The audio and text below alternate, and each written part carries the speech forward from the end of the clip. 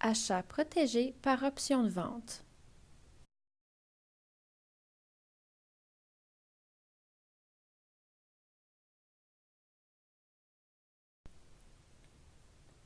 Une stratégie d'achat protégé par option de vente consiste à acheter une option de vente et le titre sous-jacent en même temps. Le prix d'exercice de l'option de vente correspond au cours à partir duquel le négociateur est protégé. La stratégie se compare alors à l'achat d'une assurance couvrant le titre qui prend fin à l'échéance de l'option de vente. Pour construire un achat protégé par option de vente, il faut acheter 100 titres du sous-jacent et acheter une option de vente. Le négociateur qui utilise un achat protégé par option de vente s'attend à une hausse du cours, mais s'inquiète d'une chute marquée à court terme. Le ratio de cette stratégie est de 100 pour 1. Si on achète 100 actions du sous-jacent, il faut alors acheter une option. Le gain maximal est illimité. La perte maximale est limitée à l'écart entre le prix d'achat du titre et le prix d'exercice de l'option de vente, plus la prime nette payée. Le seuil de rentabilité correspond au prix d'achat du titre, plus la prime nette payée.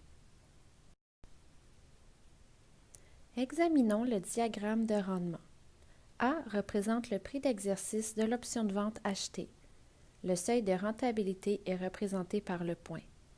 Si le cours du titre est supérieur au seuil de rentabilité à la date d'échéance, un profit est réalisé. Par contre, si le cours du titre est inférieur au seuil de rentabilité à la date d'échéance, une perte limitée est réalisée. Dans une stratégie d'achat protégé par option de vente, la perte maximale survient lorsque le cours du titre est inférieur à A. L'idéal est que le cours du titre soit supérieur au seuil de rentabilité. Le profit de cette stratégie est alors illimité. Voici un exemple sur Husky Energy, symbole boursier HSE. D'abord, vous achetez une quantité de 100 actions au prix de 16,66 $ chacune. Ensuite, vous achetez l'option de vente dont le prix d'exercice est de 16 $ et payez une prime de 23 sous pour un coût de 16,89 $ avec l'action. Regardons maintenant l'analyse de risque. Le coût total est de 1 689 $. Le gain maximal est illimité. La perte maximale correspond à 89 $, soit l'écart entre le prix d'achat de l'action de 16,66 $ et le prix d'exercice de l'option de vente de 16 $, plus la prime payée de l'option de 23 sous. Le seuil de rentabilité se situe à 16,89 $ et l'option a une durée de 14 jours. Le calcul des profits et des pertes résultant de cette stratégie est simple. Il suffit de calculer chaque patte séparément et d'établir le résultat net.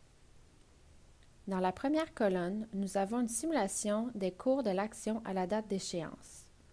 Si le cours est inférieur à 16 $, l'option de vente est en jeu. La perte nette limitée correspond alors à l'écart entre le cours de l'action à l'échéance et le cours d'achat du titre, plus la valeur de l'option de vente, moins le coût de la couverture de 23 sous, pour une perte nette de 89 sous. Le seuil de rentabilité se trouve à 16,89 $, soit le niveau où la stratégie devient profitable. Si le cours est supérieur à 16 $, l'option de vente est hors jeu. Le profit ou la perte nette correspond donc alors à l'écart entre le cours de l'action à l'échéance et le cours d'achat du titre, moins le coût de la couverture. Le profit est alors illimité.